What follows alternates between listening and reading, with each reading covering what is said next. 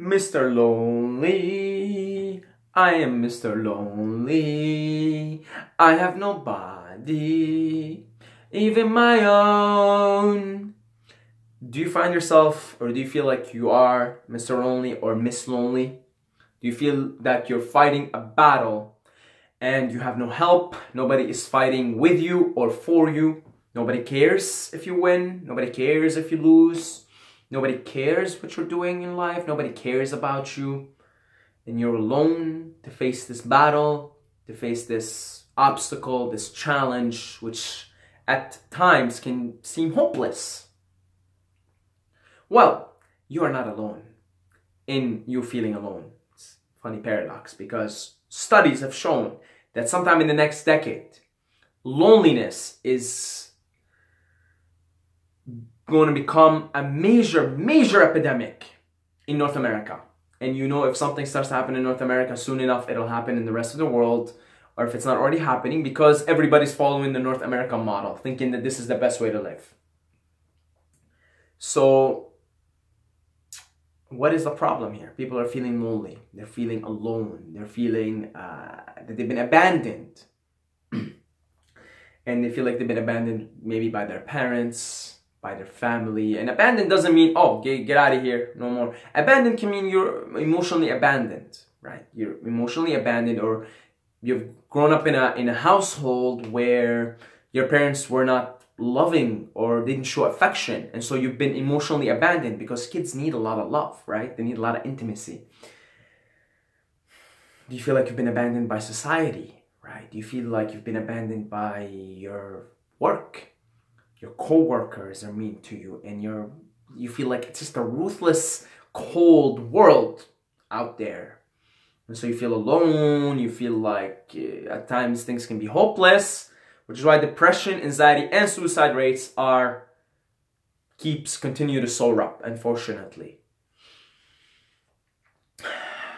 Well, first thing first, what I want you to realize, because I myself have experienced times not so long ago, maybe even as recent as a year ago, where maybe a little more, a year and a half ago, as recent as a year and a half ago, I have felt so alone and so lonely and so abandoned by everything, by life, by everyone, that I cried for what was like a good 30 minutes. And when I say cried, I'm saying deep sobbing. I'm saying I'm talking about really deep crying, because I felt like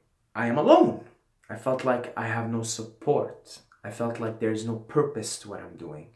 And this was at a period of my life. I was starting the YouTube channel, and nothing was going good in my life. The YouTube channel was slow. It was a different YouTube channel, not this one, the fitness one.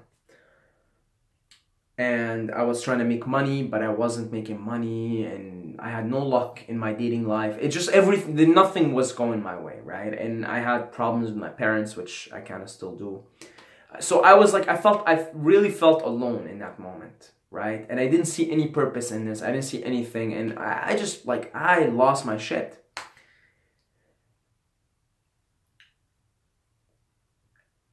And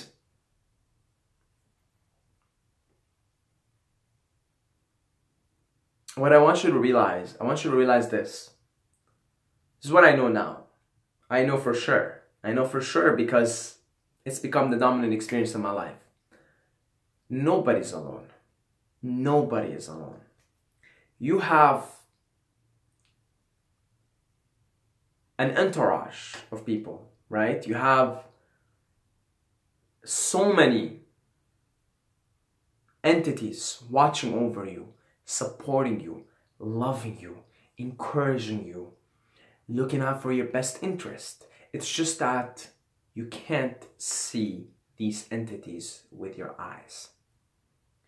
You gotta tune into their frequency. You gotta listen to them. And they speak to you in so many different ways. They speak to you through your emotions. They speak to you through synchronicities. They speak to you when you're in a deep meditative state. They speak to you, and they're always speaking to you, and they're always there for you. Since you were born, you have benevolent entities watching over you since the minute you were born. And now I know all these moments that I felt alone, that I felt lonely, but I found that inner voice, that little bit of glimpse of hope, glimmer of light. I know now that that inspiration that I found, that spark of life, that spark of divine inspiration was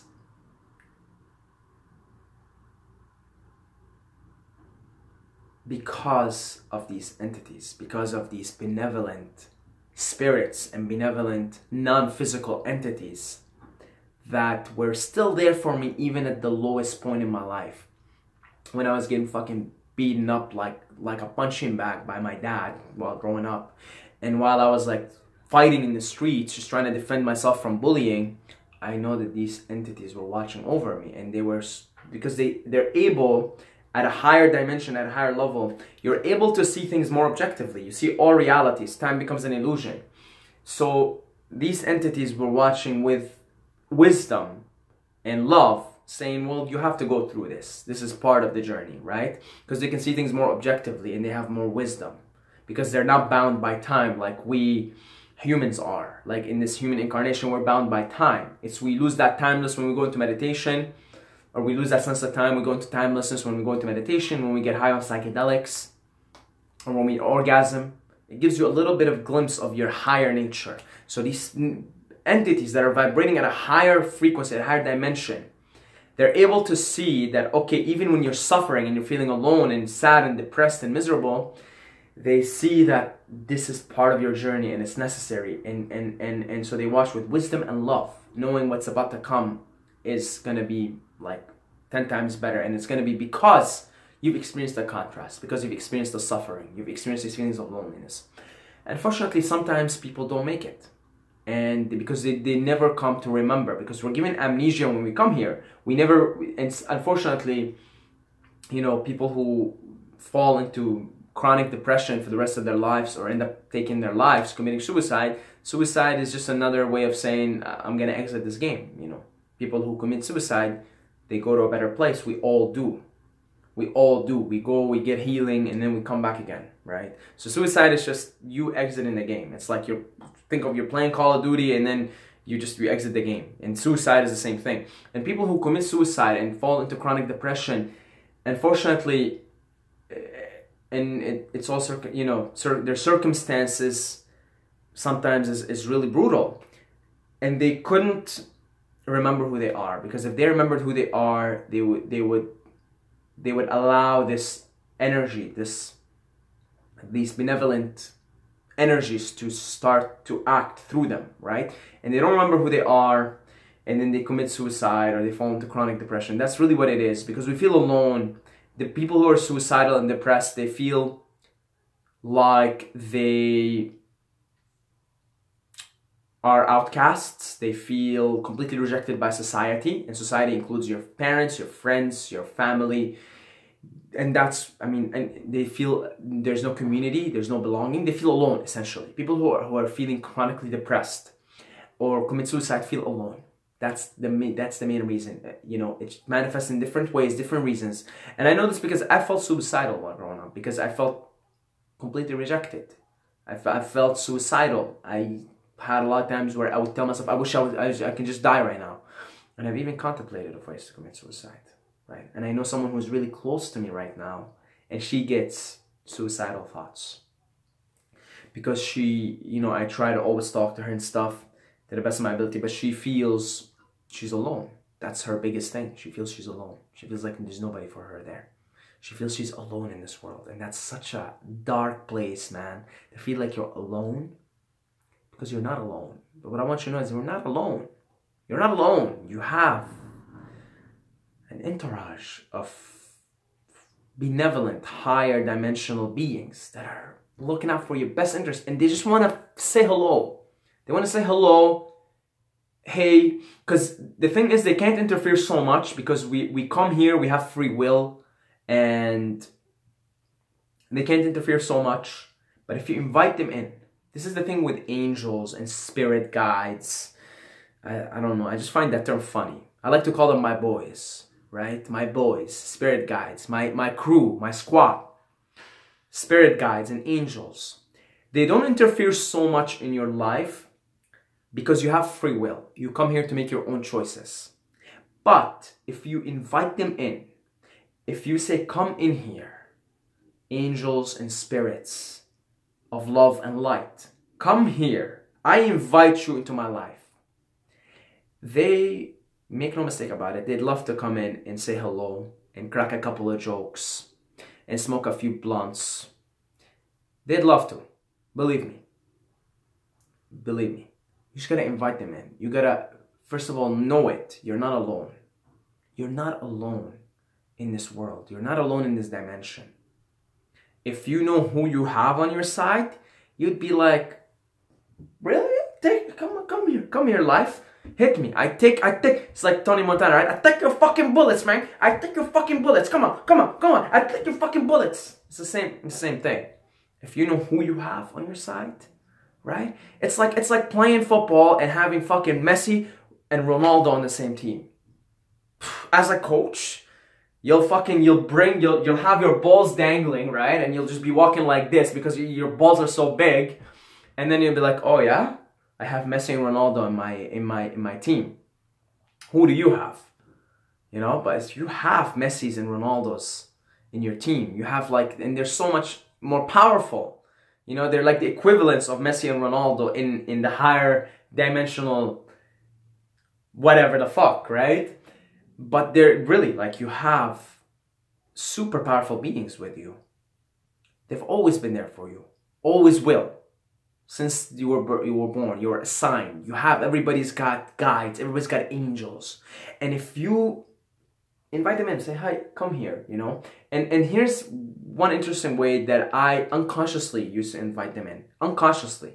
Now I know, and I want to make a separate video for it. Talk to yourself in front of the mirror, right? So you come in the mirror, you say, okay, Saeed, you know, you've been lacking discipline. Or it's time for you to lose weight. It's time for you to make videos, right? And you start to have a conversation with yourself, and basically you're inviting them into, because now you're looking in the mirror, you're talking to yourself, you're letting your higher self and all that comes with it, the spirits and the angels, you're letting them come in and join the conversation and give you inspiration and give you positivity and make you feel like you're with someone. I was completely aware or brought to the awareness of something external to me and something that helps me, something that's there for me because of psychedelics. Because the first time I got blasted on psychedelics, I didn't realize that, but I knew there was something to it. As I continued to experiment with psychedelics, and I would go 5 grams in silent darkness, I started to have conversations with these entities. Straight up conversations. I used to start to have conversations with them. And then synchronicities started to happen like a motherfucker. And then now, if I'm feeling in flow, in tune, I look up and I say, okay, time for you to show me your magic. I'm expecting a synchronicity today. And then I go on about my day, and when the synchronicity happens, I look up and I say, oh, you guys are fucking good. You guys are fucking good. Because now this becomes such a dominant part of my life that I speak to them. I invite them into my life. I involve them. I get guidance from them. They're there. All you have to do is tune in. Tune in. Tune in. Tune in. That's it. Get in a higher frequency.